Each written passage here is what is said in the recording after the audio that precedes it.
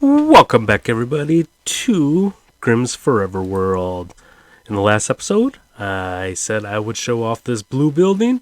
I still need to put a roof on here, but that's a lot of my builds do need roofs, because it's just some roofs, right? But glad that this is in the industrial zone, so every roof can be flat, and it would fit in just fine and dandy. I know one thing, I was looking around, I do need to do either stream or a playthrough or something where I connect the roads and put the railings in and get some more of the cobblestone and pale moss carpet in, because a lot of this is looking a little naked. So, in here, I dedicated an entire building to fish. Fish, all your fishing needs. And then we got, the water bottles, what's it called? Boots, bows, fishing rods, saddles, and books all in here. And, you get a decent amount of saddles from fishing. So, of course, over here, and then I originally had all the storage out here, and then I said, I'll just make an automatic one. So we could just spend some time, relax fishing, in the comforts of a building. Of course, when we get a roof on there, we won't have to worry about phantoms, and we'll leave this open because you do need direct skylight, at least in Bedrock. I don't know about Java. So then, of course, down here, we get a couple squids once in a while, so you get a little squid farm, and of course, you gotta have kelp planted too, because when you're fishing, manual kelp farming is just as relaxing. And of course, we don't really need the squid down here, but it is a beautiful perk to have squid growing, because why not? So, I know another thing that I have to make that I've never made a farm for is the glow squid farm, which I was debating if I want to add to this building and put like a little hole somewhere like in the corner right here and have a ladder going down and making a manual, or no, well, kind of a manual / automatic squid glow squid farm. Just do the whole trapdoor one. I don't know if that works on Bedrock like I've seen on Java, but I would assume so, because they just need to grow above solid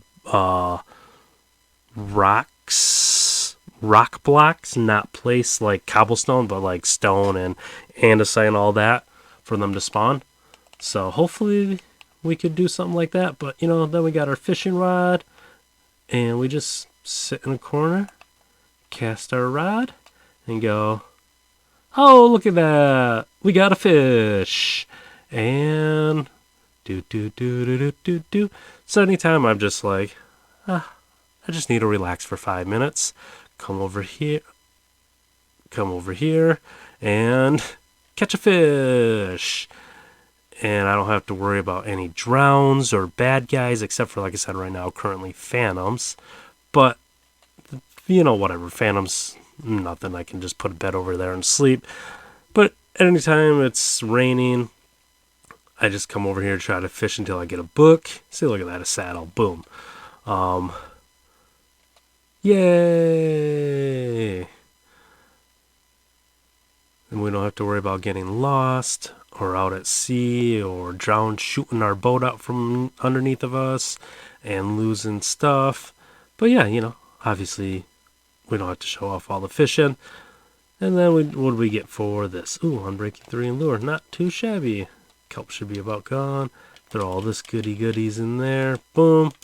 And of course, you can see I've spent some time fishing.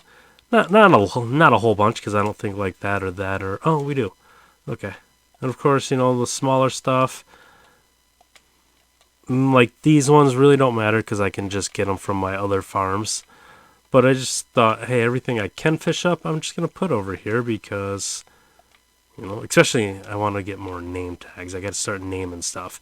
And the kelp, once this gets full, I'll probably just take over to the kelp smelting area.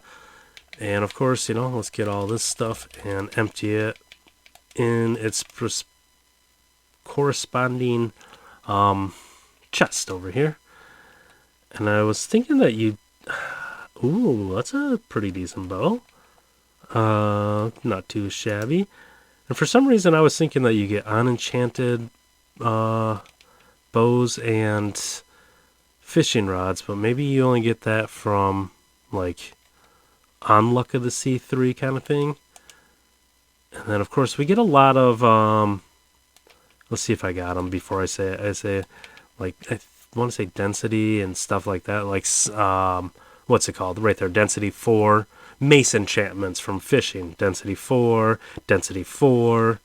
I guess it's just density. I thought I had the other one, but... Yeah, oh, density 3. Okay, so, yeah, decent amount of, enchantment books from the mace right here, which, I got the mace. I don't even know if I got the achievement or not from it, but pretty much just do that and whatnot. So, yeah. Now I'm going to show off another building. I was going to make it a separate episode, but I thought, let's put them together. BRB. Alright, over here, I still got to make the pathway and whatever. We'll start at the bottom, of course. This is going to be our... Well, I guess it's got several purposes, but our raid farm. Industrial style, of course, all the drops that you get from a raid, minus campfires, of course, and fishing rods and some other stuff. But eventually, if we need fuel, we can just turn the bamboo on. When I'm doing a raid, I'll run it and then turn the bamboo into planks. So because not planks, slabs, sorry. Slabs are still one of the best fuel sources in the game currently. So, boom, we take all the armor except for axes, because we're going to use these axes to chop down a forest. So I thought, hey, let's just keep the enchanted axes. And originally I did not have potions over here, so I had to add potions. And then, of course, we've got the buckets of cod and campfires that we get from our one beautiful villager right here. Watch my head. Oof. So we got fisherman over here. Need a name for him. Just call him Bob. And of course,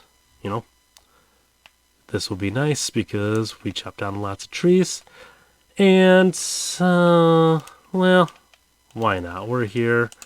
Let's just go ahead and do a raid to end this episode. We just pop up here. I originally had just this set up, and then I put powdered snow here, but that wasn't working. I had a lava right there. That's why there's buttons right there. But that wasn't working, so I put a lava source up there for the, Ravagers, because... I don't know. They were just being a pain in the butt. They would walk away from here, even with the coral up there. And I was like, maybe I should put a creaking heart up there, because I don't know if Ravagers run away from creakings as well, or if it's just the Pillagers and the Vindicators. I was thinking the whole raid party would run away, so maybe when the drop comes out where we can name a creaking and keep it during the daytime, I can keep him up there in a little cage and put one in each of the corners or something, so all the Ravagers and everybody will run straight down the hole, and then we can get rid of the lava potentially. But again, Ravagers and the kill chambers down here, they're a pain in the butt because they like to jump up and they don't fall back down, being a 2x2 mob. Whereas these guys, some of it sucks like that. He got sucked up, which makes no sense. I might have to raise that up one more potentially just to kill Ravagers. I don't know. But you can see okay, now the Ravager, he's running away from the hole. Oh, now he gets sucked up in there, which I'll probably end up losing the saddle. And I noticed since I've done that, I've lost a lot of totems. Instead of getting 5 totems per raid, we only get a couple now. I think I'll lose at least 1 or 2 every time. But it is what it is until I decide maybe I raise the lava up one. Like I said, that'll probably be the best way to do it that way. And I like when this happens, Let's see. Oh, I say last time I was standing here, which splashed me and I got the health bonus. So, which is nice. Was that iron? That was weird. Looked like a piece of like an iron ingot.